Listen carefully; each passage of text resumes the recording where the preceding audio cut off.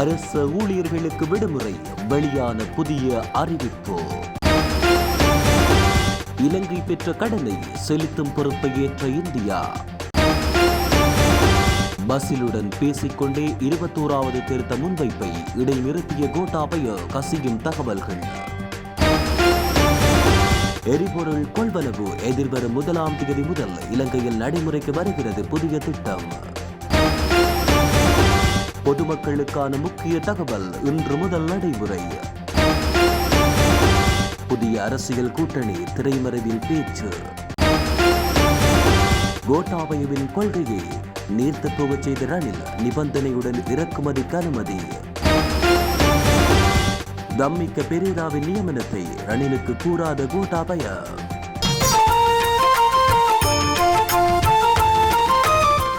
அரச ஊழியர்களுக்கு வெள்ளிக்கிழமை விடுமுறை வழங்கும் வேலை திட்டம் அடுத்த வாரம் முதல் நடைமுறைப்படுத்தப்படும் என அறிவிக்கப்பட்டுள்ளது.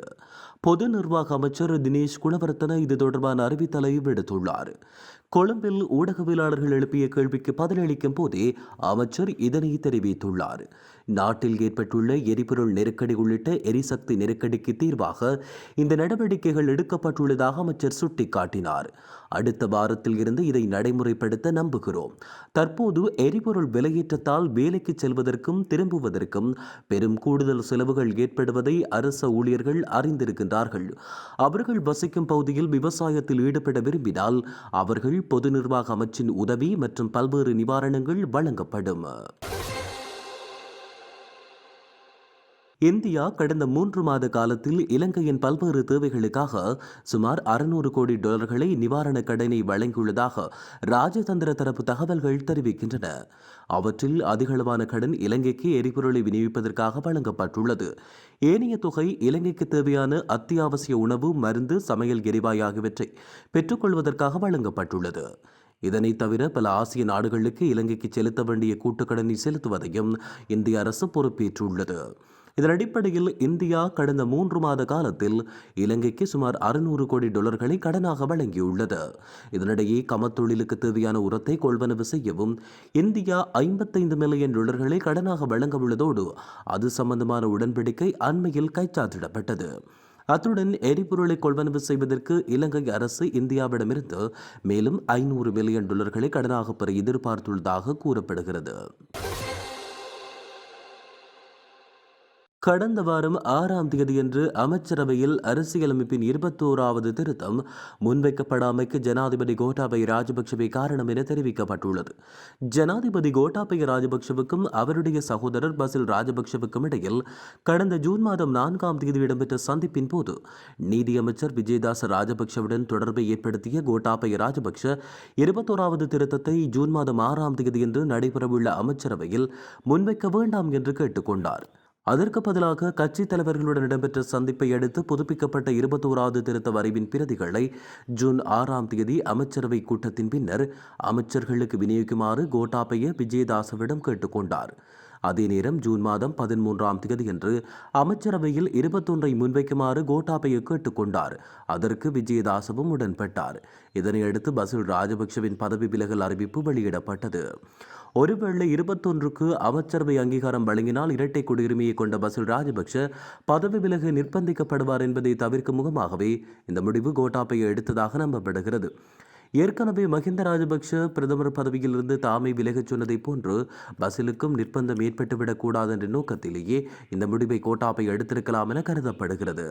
இதன் அடிப்படையில் ஜூன் 6ஆம் தேதியன்று அமைச்சரவை கூட்டம் முடிந்த பின்னர் அமைச்சர்களுக்கு 21 நகல்கள் விநியோகிக்கப்பட்டன. இதேவேளை 21க்கு ஜனாதிபதி ஆதரவாக இருக்கிறார் என பிரதமர் ரணில் உட்பட்டவர்கள் கூறுகின்ற போதிலும் ப்ளூம்ஃபெர்க் செய்தி சேவையினுடான செவியின் போது துண்டு துண்டான அரசியல் திருத்தங்களுக்கு உடன்பாடில்லை என தெரிவித்தார். ஜனாதிபதிக்கு நிறைவேற்ற அதிகாரம் இருக்க வேண்டும் அல்லது ஜனாதிபதி முறையை ஒழித்து வெஸ்ட்மினிஸ்டர் முறைக்கு செல்ல வேண்டும் என கோட்டாபய அந்த செவியில் குறிப்பிட்டார்.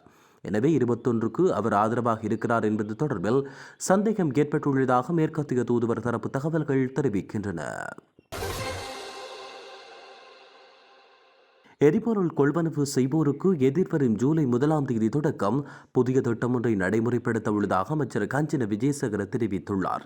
அதன்படி எரிபொருள் நிரப்பு நிலையங்களில் வாடிக்கையாளர்களை பதிவு செய்து வாராந்தம் உத்தரவாத அடிப்படையில் எரிபொருள் வழங்கும் திட்டத்தை நடைமுறைப்படுத்த எதிர்பார்த்துள்ளதாக அவர் குறிப்பிட்டார்.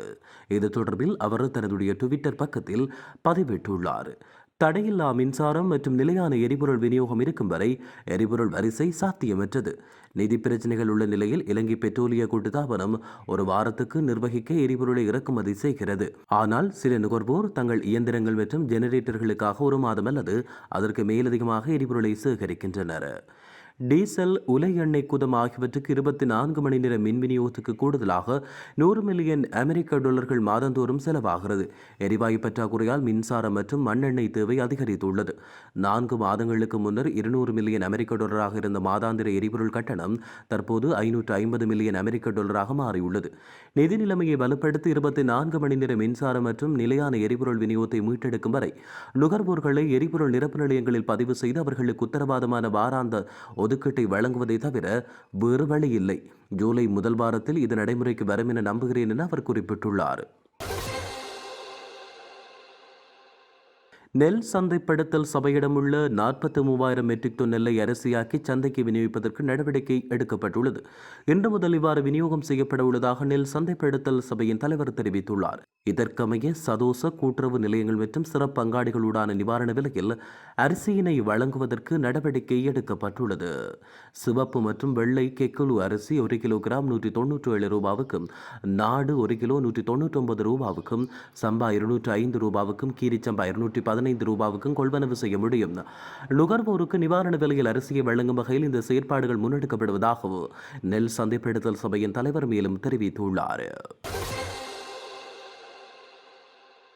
நாடாளுமன்றில் அங்கம் வகிக்கும் உறுப்பினர்கள் சிலர் இணைந்து புதிய அரசியல் கூட்டணியை உருவாக்குவதற்காக தற்போது திரைமறைவில் பேச்சுவார்த்தை நடத்தி வருவதாக அரசியல் தரப்பு தகவல்கள் கூறுகின்றன.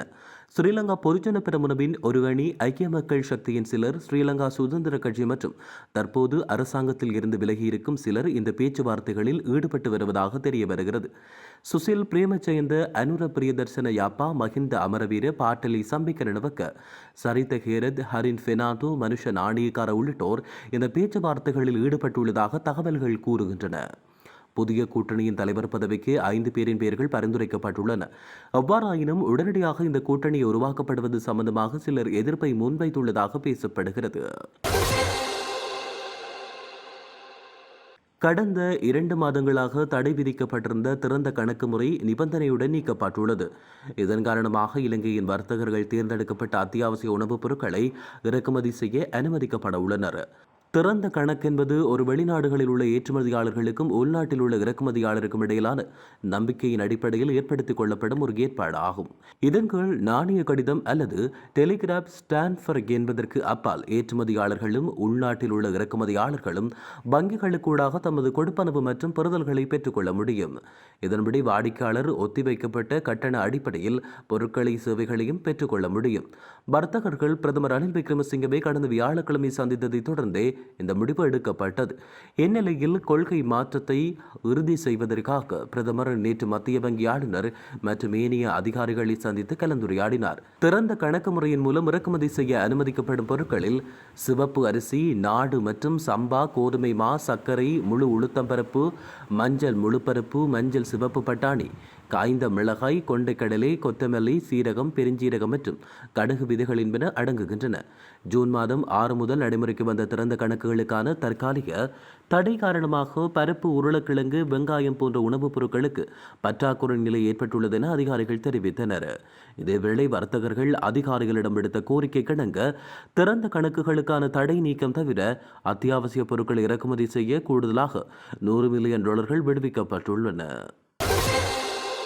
வர்த்தகர் தம்மிக்க பெரேராவை தேசிய பட்டியல் நாடாளுமன்ற உறுப்பினராக தெரிவு செய்கின்றமை மற்றும் அவருக்கு அமைச்சு பதவி வழங்கப்படுகின்ற விடயங்கள் தொடர்பில் ஜனாதிபதி கோட்டாபய ராஜபக்ஷ பிரதமர் ரணில் விக்ரமசிங்கவுடன் கலந்தாலோசிக்கவில்லை என தெரிவிக்கப்படுகிறது. பொதுமக்கள் பலமில்லாத நிலையில் பிரதமர் ரணில் விக்ரமசிங்கவை தாமே நியமித்ததை கருத்தில் கொண்டு தம்மிக்க பெரேராவின் நியமனம் தொடர்பில் கோட்டாபய ரணிலுடன் கலந்தாலோசிக்கவில்லை என்று கருதப்படுவதாக ஊடகம் ஒன்று கூறுகிறது. அத்துடன் அவருக்கு அமைச்சு பதவியை வழங்கும் யோசனை தொடர்பிலும் கோட்டாபய ரணிலுடன் கலந்தாலோசிக்கவில்லை என ஐக்கிய தேசிய கட்சி தரப்புகள் தெரிவித்துள்ளன. சூதாட்ட வர்த்தகத்துடன் தொடர்புடைய வர்த்தகர் ஒருவர் அமைச்சரவைக்குள் உள்வாங்கப்படுவதை தனியார் துறையினரும் விரும்ப மாட்டார்கள் என அந்த தரப்பு குறிப்பிட்டுள்ளது. இந்நிலையில் அவருக்கு முதலீட்டு ஊக்குவிப்பு துறையை வழங்குவதன் ஊடாக நிதியமைச்சராக இருக்கும் ரணிலின் அதிகாரத்தை குறைக்க பஸ்ஸிலும் கோட்டாவும் முனைகின்றார்களா என்ற சந்தேகத்தை ஐக்கிய தேசிய கட்சி தரப்பினர் எழுப்பியுள்ளனர். இந்த நியமனம் ஜனாதிபதிக்கும் பிரதமருக்கும் இடையில் பிரச்சனையை ஏற்படுத்தினால் அது நாட்டில் அரசியல் ஸ்திரத்தன்மை இல்லை என்பதை சர்வதேசத்துக்கு வழங்கக்கூடும். எனவே இது விரும்பத்தகாத தீர்மானம் என ஐக்கிய தேசிய கட்சியின் தரப்புகள் கூறுகின்றன. இருப்பினும் தம்மிக்க பெரேராவின் நியமனம் மற்றும் அமைச்சு பொறுப்பை அவருக்கு வழங்குவது குறித்து வெளியாகியுள்ள தகவல்களை எமது செய்தி சேவையால் சுயாதீனமாக உறுதி செய்ய முடியவில்லை என்பதும் குறிப்பிடத்தக்கது.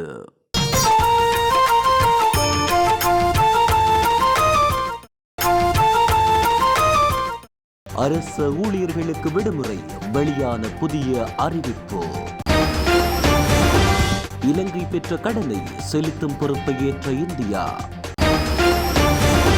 பஸ்ஸிலுடன் பேசிக்கொண்டே 21வது திருத்த முன்வைப்பை இடைநிறுத்திய கோட்டாபய கசியும் தகவல்கள். எரிபொருள் கொள்வனவு எதிர்வரும் 1ஆம் தேதி முதல் இலங்கையில் நடைமுறைக்கு வருகிறது புதிய திட்டம். பொதுமக்களுக்கான முக்கிய தகவல் இன்று முதல் நடைமுறை. புதிய அரசியல் கூட்டணி திரைமறைவில் பேச்சு. கோட்டாபயவின் கொள்கையை நீர்த்து போகச் செய்த ரணில் நிபந்தனையுடன் இறக்குமதிக்கு அனுமதி. தம்மிக்க பெரேராவின் நியமனத்தை ரணிலுக்கு கூறாத கோட்டாபய.